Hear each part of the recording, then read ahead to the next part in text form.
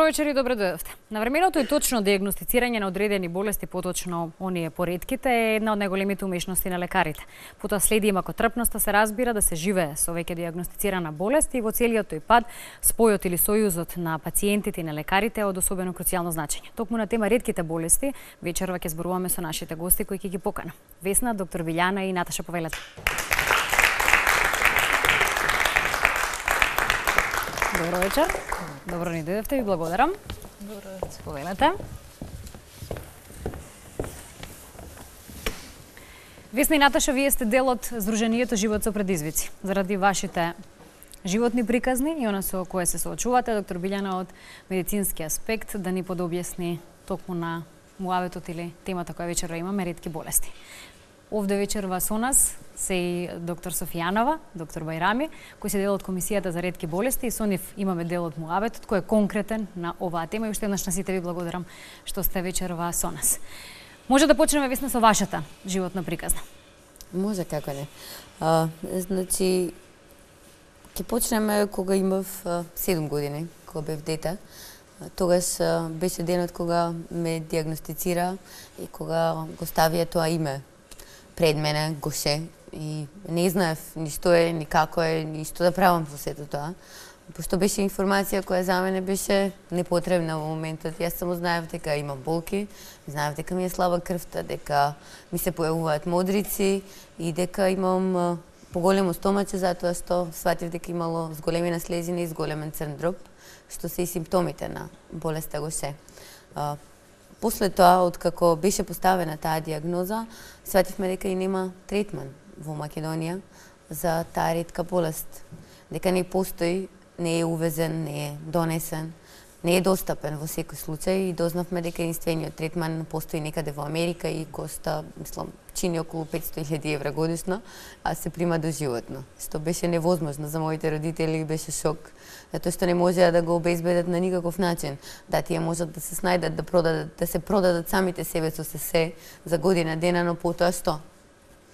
И после тоа животот течеше, да речеме, нормално, со моите чести посети во детската клиника, за да ме проверуваат до каде сум, да ме контролираат и да видат како тече состојбата. Не можеа ништо повеќе да направат, освен да ми кажат да примам повеќе витамини и здраво да се хранам, за да ми се дигне нивото на крвта, нели, да биде хемоглобинот добар, тромбоцитите добри и слично.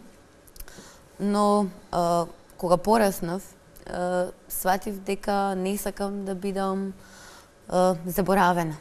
Дека не сакам да бидам негде на крајот и да се мислам дали утре ќе ми биде добро или нема да ми биде добро. Почнав повеќе да читам, повеќе да се интересирам, за да видам како се живее со една таква болест, дали има други такви луѓе, дали постојат. И сватив дека има. Прво избрав нешто најдалеко што можев, затоа што ми беше срам дека сум болна, нели? Како што и со многу пациенти со ретки болести родители се случува да се срамат и да им е тешко да кажат дека тие се соочуваат со нешто такво во својот живот.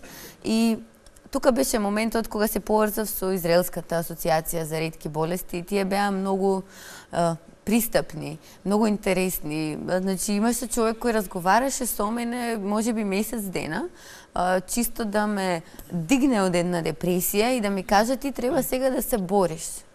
Ти треба да стигнеш до лекот. Ако не можеш да стигнеш во твојата држава, дојди во Израел, ќе ти дадеме израелски пасош, биди евреин и лечи се тука.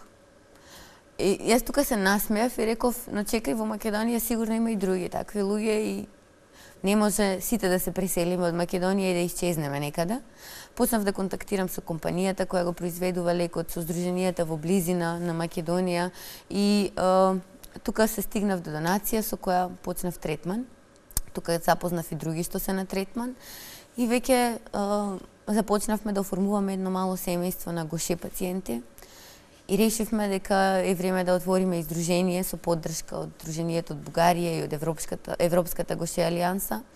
Го отворивме здруженијето и после видовме дека не сме сами, дека има уште пациенти, дека има и други ретки болести, дека други луѓе се појавуваат, имаат исти проблеми, слични проблеми, дека нема третман, дека нема лекови, дека сите сами се борат. Доктор Билјана, овдека сакам веднаш да исконсултирам, за да појасниме, нели, оние кои не гледаат. Вие сте од одделението за хематологија. Да. Сега, бидејќи споменавме на вистина долг временски период ретка болест, тоа значи дека стадиумот останува на едно исто ниво, со примање на одредена терапија нема прогрес? Со примање на терапијата, практично овдека се дава ензимска заместителна терапија, се надоместува ензимот кој што недостасува. Прогнозата е одлична.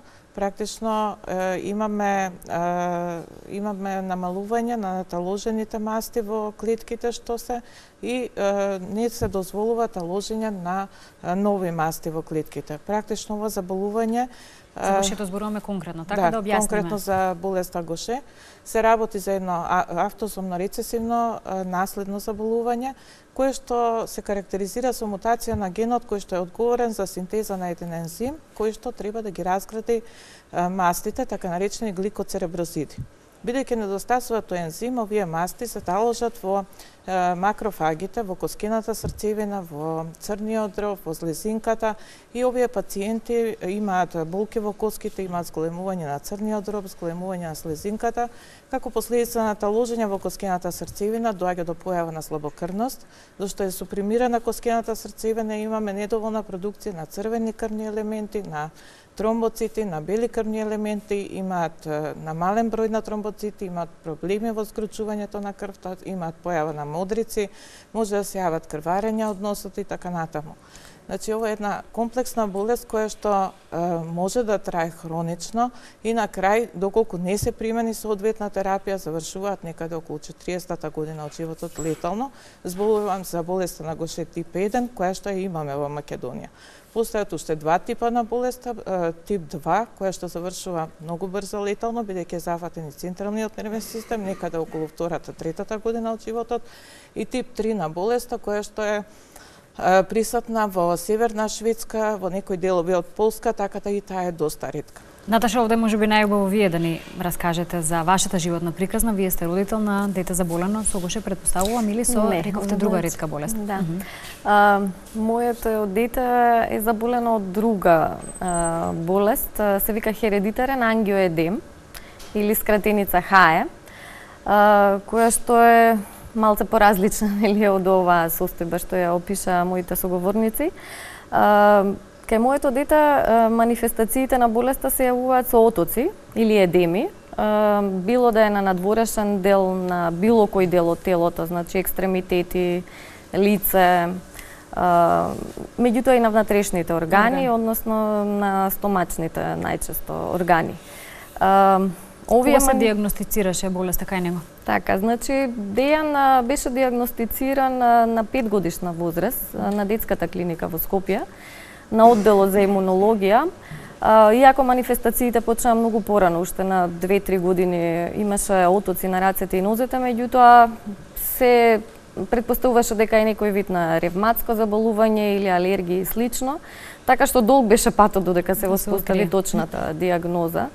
А јас подоцна разбрав дека всушност е и невообичаено толку рано да се манифестираат посериозни едеми, најчесто кај децата во пубертет доаѓа до такви манифестации и всушност може точна диагноза да се воспостави, но за жал кај Дејан тоа порано се случи. Дејан сега има колку? Дејан има 10 години веќе. Значи, ние изминативе 5 години навистина имавме огромни проблеми, пред се заради тоа што нема терапија во нашата држава и се уште нема изгледи дека ќе ја добиеме. Како што кажа и Весна, и јас за среќа нели со новите социјални медиуми успеав да исконтактирам во странство со здруженија на пациенти кои што ја имаат оваа болест и да откриам дека нели има одредена терапија која што нели е успешна, особено кај потешки ситуации, по чести и фреквентни напади како што има моето дете. Меѓутоа таа ја набавувам сама како родител. Сега па сега се надеваме дека ќе има иницијативи понатака, бидејќи детската клиника е таа каде што некако се наоѓаме вака кога имаме проблеми, имаме разбирање и навистина одлична соработка со докторите и со менаџментот сега, за да можеме да се надеваме на некакво решение.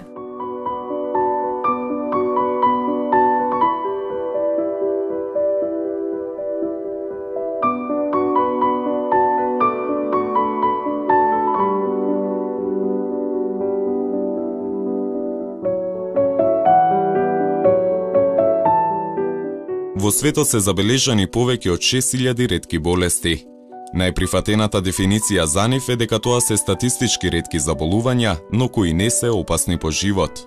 Во Соединетите Американски држави, на пример, како ретки болести се сметаат оние кои се диагностицирани кај помалку од 200.000 луѓе, додека во Европската Унија за ретка болест се смета онаа која има еден човек од 2000.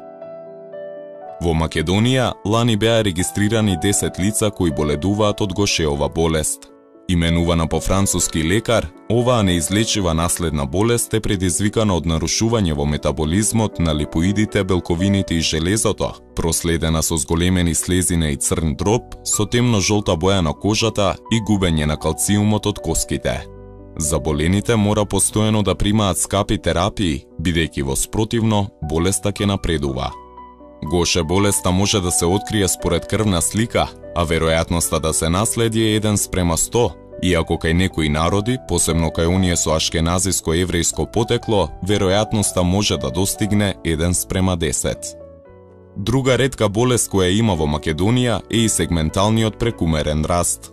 Во светот само 11 лица боледуваат од оваа генетичка болест, а едно од нив е од Македонија. Со оваа болест, дел од телото прекумерно расте, а тоа е најчесто едното стапало при што се отежнува движењето на заболениот.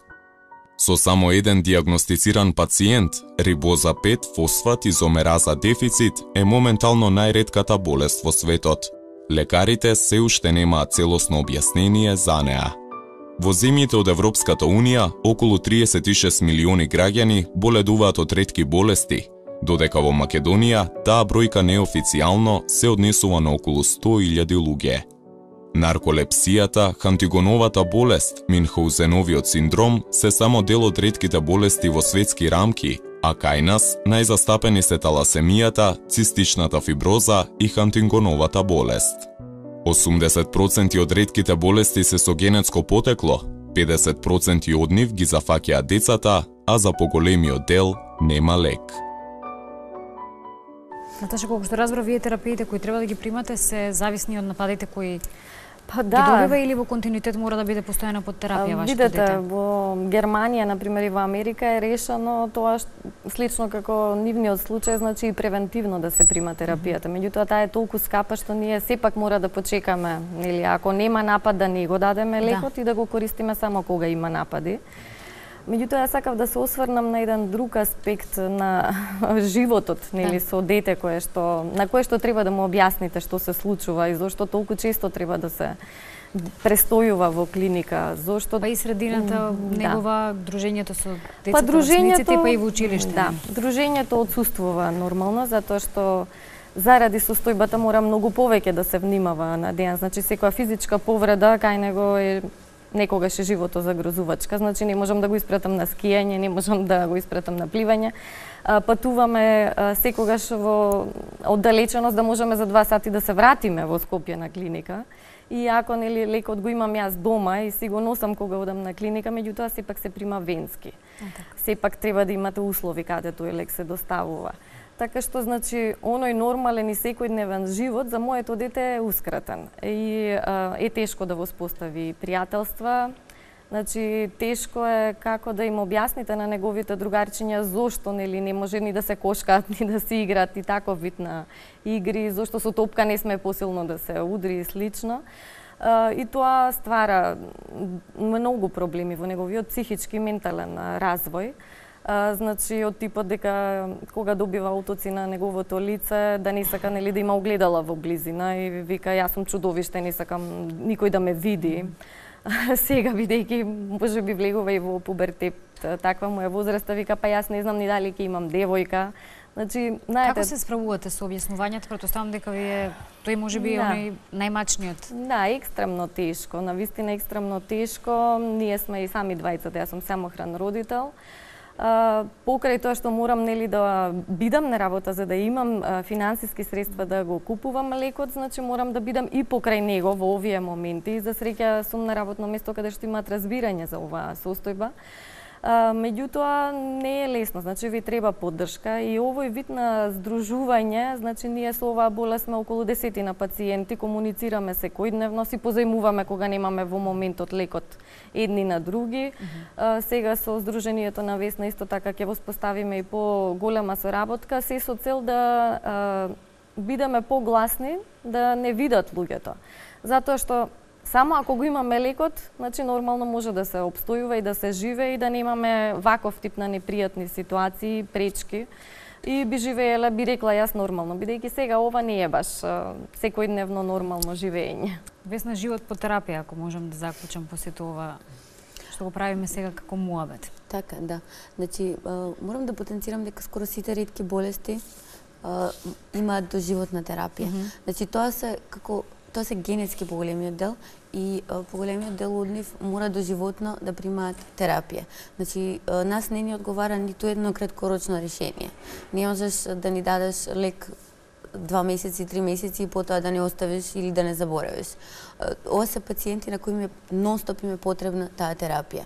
Значи, кај ХАЕ, тука е C1 инхибиторот кој фали и кој им е потребен тогаш кога ќе добијат напад. И тој треба да го има некаде на залиха, да се набавува, за да може тие да го примат тој C1 инхибитор, затоа што кога ќе се случи напад, тие мора да го примат за тој напад да се намали. Кај Гоше пациентите се прима терапијата за да се остане состојбата стабилизирана. Значи, јас имав 4 пукнати ребра, например, од тоа што некој ме гушнал малку посилно. Значи, сега со терапијата можам да се гушкам. Пред тоа не можев. И исто така, со терапијата сега ќе можам да имам и дете. Пред тоа беше комплицирана ситуација. Но ензимот е таков што нема никаква контраиндикација, значи можам да примам терапија и 9 месеци да носам дете без проблем. Инаку ќе беше проблем затоа што слезината повторно ќе се зголемуваше и ќе настанеа нови компликации.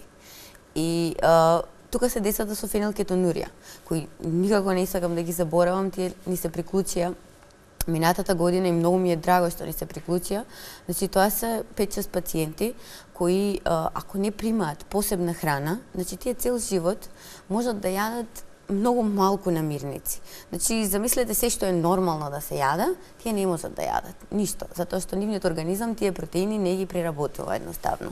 И тие мора да примаат специјално брашно за леп, мора да примаат специјална формула која им дава протеини и витамини кои телото може да им ги разработува за тие нормално да растат и да се развиваат. Доколку не се прави тоа, значи тие деца се соочуваат со тешка ментална ретардација и со физички развој кој е тотално заостанат. И значи тие деца... Кај храната е лек практично? Да, храната е лек. Значи на тие деца им е потребен некој кој ќе им одредува диета, им е потребен доктор кој ќе им проверува до каде се, што се. Значи, еве сега се појавија луѓе од здруженија и доктори од Србија и Бугарија кои едноставно предложија, доколку во Македонија нема услови, тие да ги земат тие пациенти, односно на неколку месеци еднаш да ги советуваат, затоа што на тие луѓе им е потребен и совет освен другото. Згора на се таа храна и тие лекови што им се потребни, чинат околу 300 до 500 евра месечно. Значи таткото Драган од Кичево работи 2 смени, 3 смени за да може да заработи доволно за да ја исплати таа храна. Порано тоа се набавуваше преку фондот, но потоа се донесе програмата за ретки болести во Македонија во 2009 година и таа програма требаше да ги опфати сите ретки болести и да ги финансира, да го финансира третманот за тие ретки болести. И тогаш фондот прекина со обезбедување на храната, тоа со рефундирање на средствата и од тогаш значи тие луѓе мораат сами да ја набавуваат таа храна. Имаше и случај каде што мајка и татко одбиле да го хранат детето посебно, затоа што едноставно немале средства. Немале никакви средства тоа да го направат и сега не знаеме што се случило точно со нив. Очекуваме да видиме дали ќе се подобри таа ситуација, дали ќе можат тие да го хранат тоа дете или да најдеме од некаде средства за да се обезбеди таа храна, затоа што не може зошто да биде со ментална ретардација ако може да биде нормален здрав човек. Истото е и со Алажил синдром. И тие примаат посебна храна. И тие имаат проблеми со џигерот најмногу, со црниот дроб. И исто и тие морат секој месец да купуваат посебна храна која исто чини околу 300 до 500 евра и таткото исто работи по неколку смени за да ја обезбеди да го обезбеди тоа за своето дете, затоа што ниту еден родител, ако може да направи нешто за своето дете, нема никогаш да се откаже. Значи, затоа и сме тука. Значи, тука е Наташа како родител кој никогаш нема да се откаже. Значи, Наташа ќе најде и време и средства за да може на своето дете да му обезбеди нормален живот. Спекулираме со бројки од типот нели колку ви има, колку сте и така натаму, но би било убаво чисто да споменеме. Значи, прв пат кога ставија програмата за ретки болести, според статистиката на Министерството, испаѓаше дека има околу 20 на пациенти. Во Македонија? Да, но бројката се зголемува, затоа што и дијагнозата е сега подобра, затоа што лекарите се повеќе се едуцираат и се интересираат и сакаат да помогнат. Значи не стојат на страна, не мислат дека е нешто страшно и ново. Се работи на поголемо подигнување на свеста за ретките болести и сега мислам дека бројката е зголемена на 30, затоа што ако речеме дека има 10 на гоше пациенти, 10 на со херидитарен ангиодерм, потоа тука 5-6 со фенилкетонурија, едно со алажил синдром, има 20 со мукополисахаридоза. Доктор Крико, рековме дека конкретно за пациентите со гоше може да ме изборувате најубаво и односно најточно во вашиот домен, сепак еве да ги споменеме ако може ли да ми кажете за сите овие кои ги споменавме ретки болести кои се боат кај нас. Има од каде се причините, дали може да кажеме, вие се информирате постојано вашите колеги кои нели се Тоа се генетски заболувања кои што се карактеризираат со пореметување на метаболизмот на одредени супстанции во организмот. Кошието конкретно реков дека е пореметување на метаболизмот на мастите, мукополисахаридозите пореметување на метаболизмот на шеќерите, фенилкетонуријата пореметување на метаболизмот на протеините. Значи се тоа пореметување на метаболизмот генетски наследни. Најчесто се работи за автосомно рецесивни заболувања, што значи дека мутацијата на генот треба да ја носат и двајцата родители и ризикот да тие двајца родители што се носители на генетска мутација да добијат болно дете 25%, 50% да бидат носители на генот на таа болест, а 25% да бидат здрави. Кажувам ризик. А како ќе биде во реалноста, тоа не се знае. Така да имаме ние пациенти, две пациентчиња со болеста на Гоше, кои што се брат и сестра, единствени деца на родителите и двете се болни. Значи, однапред можеме да го пресметаме само ризикот за заболување, меѓутоа не знаеме каков ќе биде исходот од бременоста на двајца родители кои што се носители на оваа генетска мутација. Во принцип, родителите се здрави и немаат никакви проблеми, најчесто не знаат дека се носители на генетската мутација, така да стварно е вистински шок за нив кој ќе дознаат дека имаат. Може ли тоа да се предвиди доколку се направат некои прегледи пред како... условно речено сакате нели да имате дете, па постои ли таков процес? Не може, има толку многу заболувања што не може за сите да се направи пренатална дијагноза, бидејќи може за доколку се знае. Да речеме, ние имаме фамилии во кои што се знае дека се носители на ген. Сега да речеме оваа фамилија што ви ја спомнав, ако се реши за трето дете, сигурно ќе се направи. Меѓутоа, они не знаеле дека се носители на тој ген. Практично прво се дијагностицираше помалото детенце, братчето, па после, од кога земавме анамнеза, утврдивме дека можеби и сестричката е болна од тоа заболување, што на крај и докажавме по испитувањето. Во случајот кај Весна, доколку еве како што спомена сега веќе може да има и дете слично, претпоставам и тоа ви интересира и сте моето дете може да осознавале биде на тема. Носител. Носител? Да. Да, мислам, јас имам и брат и сестра кои се не се Се ни здрави. носители, да, тие се здрави, да. Така да, среќната коцка. Да. Здруженијето функционира Живот со предизвици, каде сте вие директно и повторно ќе речам вклучени, а вие нели практично го основавте ова здружение. На 28 февруари овој месец се бележи денот на светскиот ден на лица со ретки болести. Вие имате одредена програма како исти да се обележи, ако би рекла јас ова се разбира е секојдневна борба и одбележување можеби ако така можам да кажам на овој ден. И направивте брошури од оние информации кои ги имам? Точно, да. Значи, имаме брошури во која брошурата во која се собрани околу 5-6 лични приказни. Значи, приказни на родители, приказни на пациенти и мислам дека тука ќе се види она вистинската страна на приказната. Значи, тука ги има и шегите, тука ги има и тешкотиите, тука има и како сме надминале одредени работи во животот.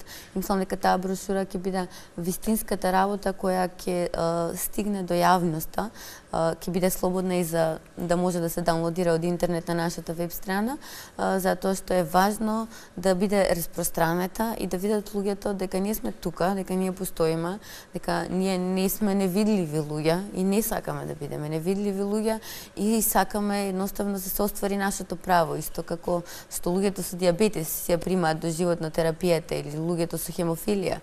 Значи, истиот случај и кај нас и ние треба доживотно да примаме една терапија која е наше право и ние сме решени да го оствариме во нашата земја каде што сме граѓани. Исто така сега на 28 февруари сакаме да направиме и еден вид на дискусија, значи освен што ќе биде како пресконференција одбележувањето и освен што ќе ги собереме пациентите од цела Македонија, ќе се обидеме да ги собереме на едно место. За сега имам позитивни одговори дека ќе дојдат. И тука ќе дојде и Тања Коленс, која е од Велика Британија и е член на Европската гоши алијанса и таа токму се занимава и дел од програмата хуманитарна за доделување на донација, терапија за пациенти и моментално е во Индија и оттаму ќе долета во Македонија, само за да не поддржи и да ни кажа дека е тука и дека сме силни и дека заедно можеме повеќе да направиме. И морам да кажам дека многу ни значи и поддршката од жената на амбасадорот на Америка во Македонија, Мери Джо Волерс, која се приклучи кон нашата кауза и ќе биде присутна таму да одржи еден краток говор. Ќе направиме еден убав склоп само за да кажеме дека ние нема повеќе да бидеме невидливи. Наташа, што значи еве од аспект на родител, конкретно и самохрана мајка, олеснување на вашиве мајки што се вели проблеми на кои секојдневно ве наидувате? Кога ќе се ослободам од моментот дека сама треба да го купам и донесам лекот, и тој аспект е многу тежок, верувајте, значи јас лековите ги купувам од Унгарија, меѓутоа е тежок начинот како да ги донесете тука со сите процедури, нели, царински и слично. Значи, тој дел од мојата обврска, ако го превземе некој друг, јас ќе бидам сигурно по-добар родител за моето дете, затоа што ќе можам оној другиот дел да го покријам по-соодветно и да му овозможам по-среќно детство на моето дете, затоа што вака постојано сме во некој грч и постојано во исчекување, нели, што наредно ќе се случи. Да, така што јас верувам дека сега со да речам оживувањето на таа комисија за ретки болести, дека ќе можеме да воспоставиме една поинаква пракса од она што беше порано во однос на решавањето на нашите проблеми. На муабетов крај ќе му нема, доктор, да не сакав се додадете само нешто. Сакав да додадам уште нешто, навистина овие пациенти заслужуваат да добијат терапија, бидејќи не можеме ги заборавам зборовите на таткото на овие две дечиња што ги спомнав повторно. Кога правевме муабет пред да го добие ензимот да дојде ензимот во Македонија, ми рече тешко ми е што се болни, уште потешко што не можам да им ја овозможам терапијата. Зашто навистина е премногу скапа и ниедно семејство во Македонија не може тоа да си го дозволи. Континуитет сигурно, да. Да. Така да се надеваме дека во иднина ќе биде достапна за сите пациенти. За овие конкретни прашања и со пред малку споменатите, нели, доктори кои се директно вклучени во таа комисија која споменавме, од срце ќе ви посакам она што вие што велиме мака, нели, во моментов и проблем да биде апсолутно нешто надминато, нешто со што нема да мора да се соочувате. И се разбира и да има повеќе гушкања, сосема слободни и сакање и едноставно да може да се бидете имплементирани во секојдневието на еден сосема нов нормален начин, бидејќи вие немате, односно конкретно вашето дете, ниту пак вие физички недостатоци кои ви прават проблем, туку едноставно кажавме каде се крие објаснувањето на овие ретки болести. Дружението Живот со предизвици отворено и за оние останатите кои можеби не знаете дека ги има, а се тука некаде. Се надевам дека успеавме да откриеме дел од работите кои можеби се непознати за многумина. И уште еднаш ви благодарам, во некоја следна прилика се надевам повторно во тунел ќе се видиме и ќе дојдеме до светлата точка на крајот од истиот. Ви благодарам.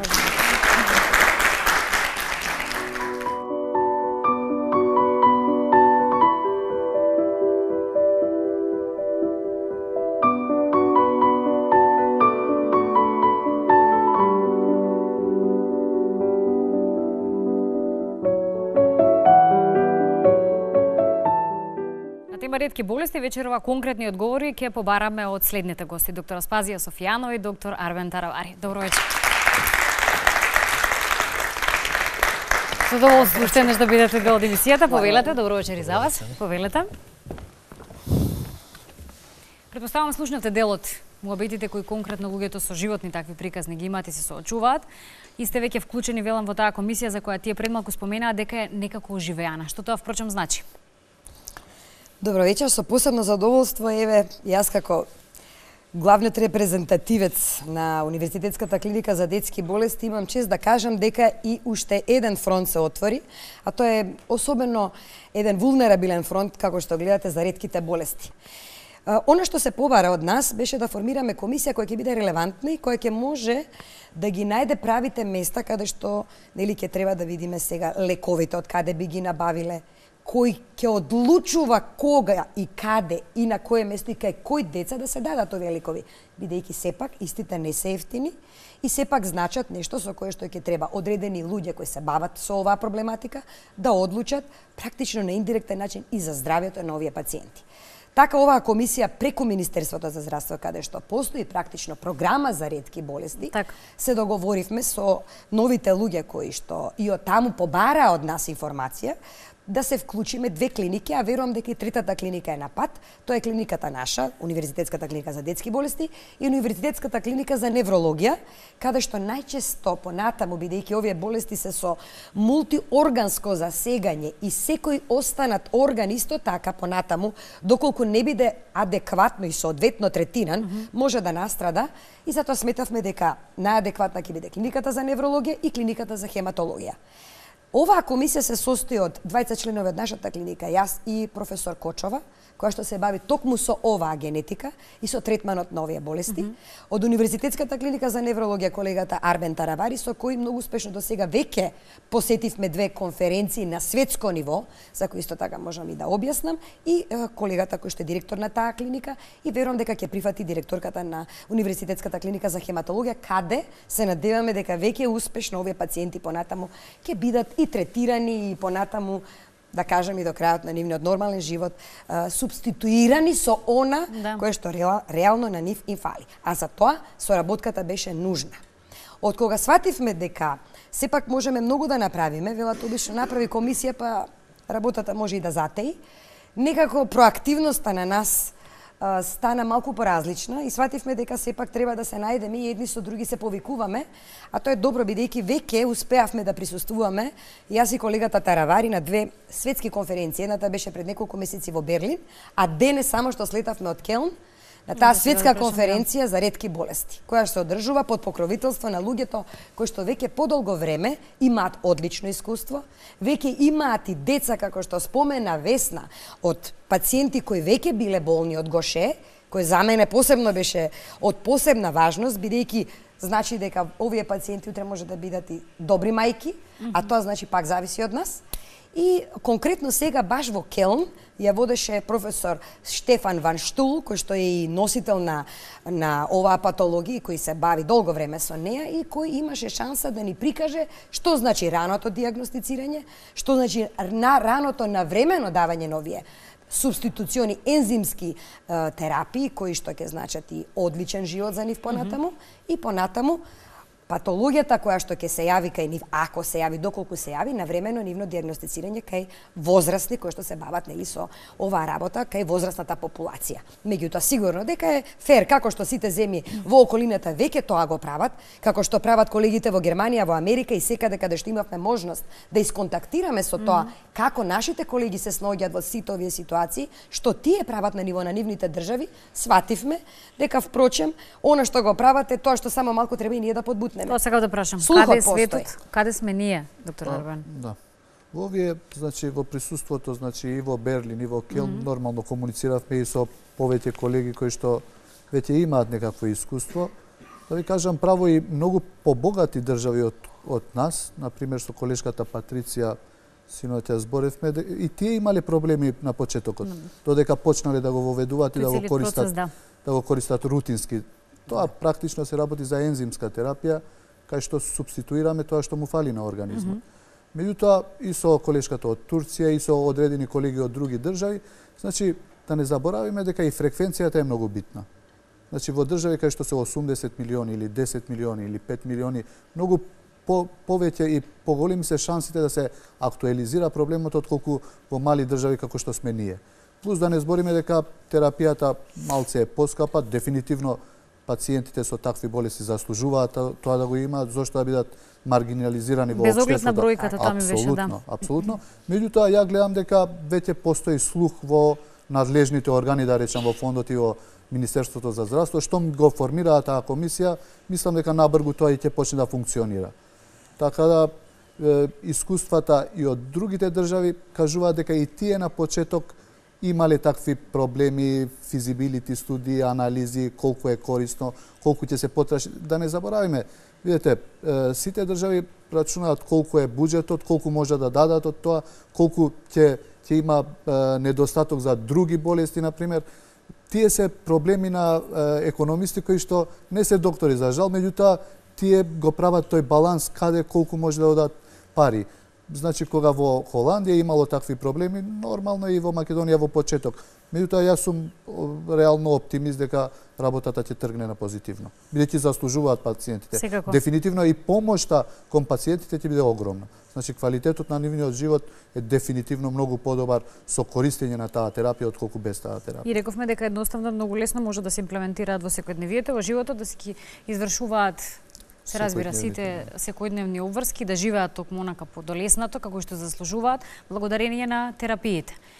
Ние на клиника планираме да направиме и катче за нив.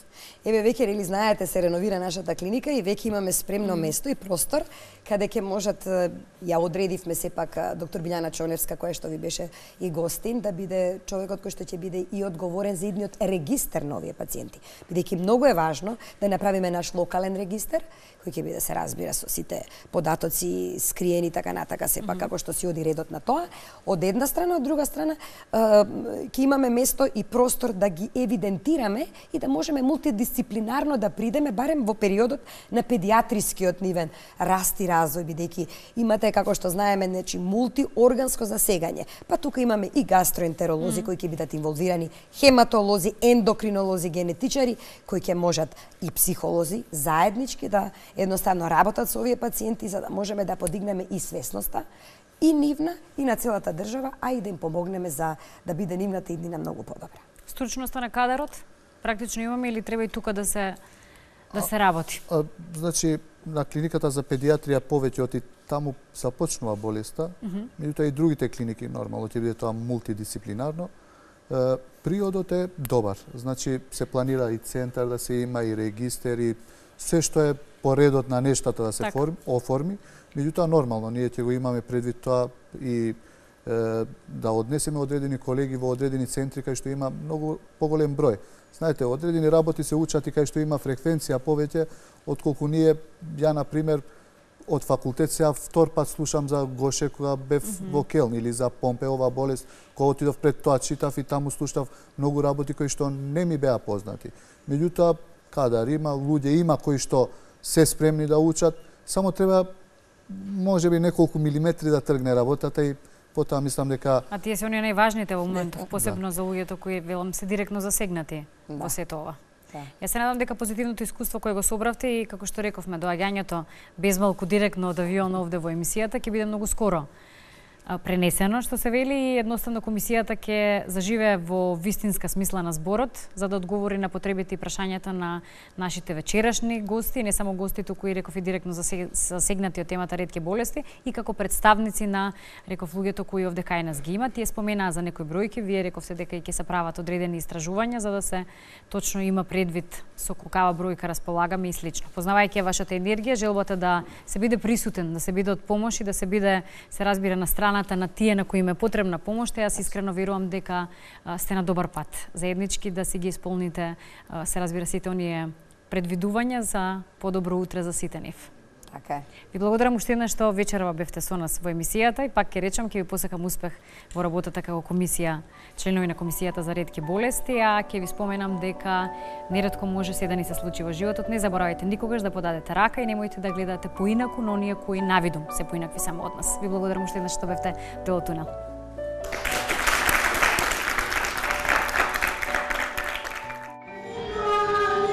Нашиот херој за месецов, Јован Коловски. Слушнете ја неговата приказна. Јас сум Јован Коловски, имам црна коса, кафеави очи и сум средно висок. Сакам да сум главен. Иако сум добар, понекогаш знам да бидам лош. Имам хармоника и многу сакам да свирам, а и да пеам.